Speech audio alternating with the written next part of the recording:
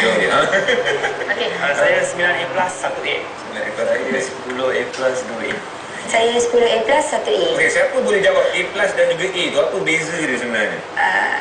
Dulu. A plus tu kalau ikut skill lah kan. A plus tu kita jawab cemerlang tertinggi. Kalau A cemerlang tinggi. Bezanya terlah sebenarnya. Tapi kalau ikut tu A, kalau setahu saya A plus tu 90 ke atas lah. Dia punya grade-nya. Okey, apakah maksud A ni? Sebab kita tengok memang A itu penting, tapi orang juga mengatakan bahawa kita punya kejayaan dalam hidup tidak bergantung pada A yang anda kumpul suatu SPM. Setuju atau tidak, Encik? Memang setuju puan. Sebab sebenarnya kecemerlangan dalam hidup ni tak bergantung kepada kelayakan akademik sahaja. Kita kena lihat daripada semua sudut, daripada sudut sukan ataupun co-curricular, personality seseorang itu pun. Ia semua memainkan peranan yang penting. Kalau kita pandai mana sekalipun, kalau kita tak pandai berkomunikasi dengan orang, tak pandai berkawan dengan orang, bekerja dengan orang, lambat laun kita takkan mencapai kejayaan yang kita nak lah. Kejayaan mutlak tu tidak ada dalam tangan kita. Memang kata.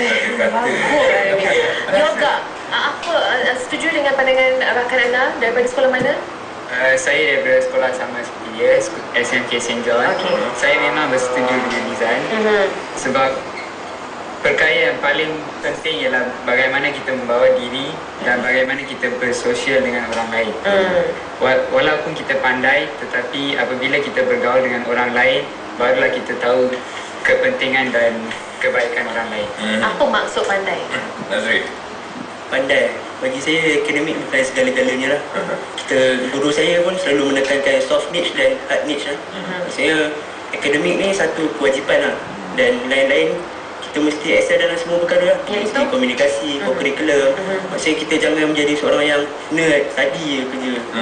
Maksudnya kena orang dia, co-curriculum, hidup dia lain semua. Jawi, apa perbezaan antara pelajar pintar cemerlang dengan pelajar-pelajar yang kurang berjaya? Apa sebenarnya anda punya saranan kepada rakan-rakan yang kurang berjaya? Diorang kena berusaha lebih. Lepas tu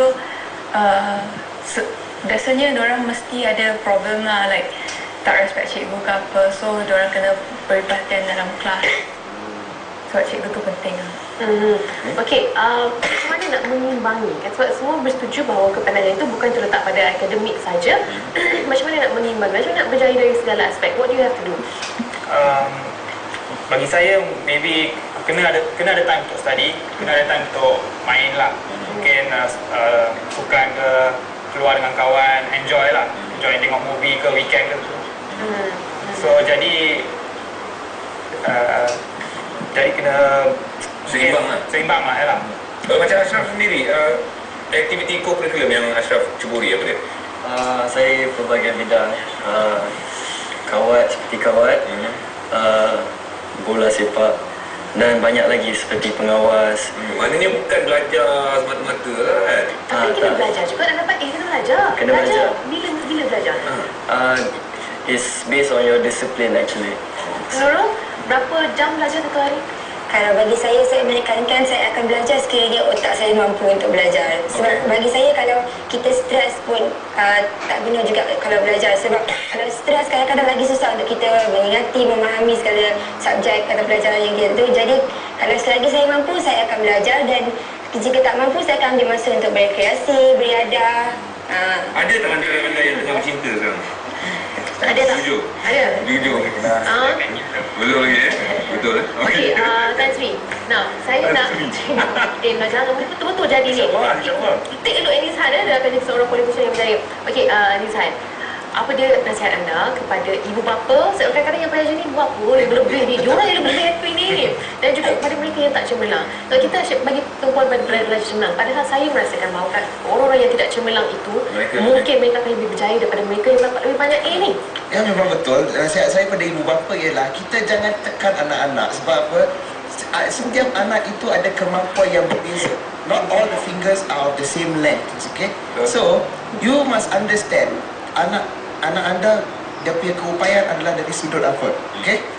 Sama ada daripada sudut akademik ataupun dari sudut sukan. Jika kita kenal pasti dia punya kebolehan, kita cuba gilat bakat dia supaya lebih baik. Sebab apa? Memang the point of academic paling penting tu memang ada logiknya, tapi it is not penentu Ya. untuk kejayaan dalam masa akan datang lah. So parents should understand their children very well. Bagi mereka yang kurang berjaya dalam peperiksaan tahun ini, tidak mengapa, ada peluang-peluang lain yang akan datang. Kita gunakan kemampuan yang kita ada dalam diri kita sendiri, because pilihan untuk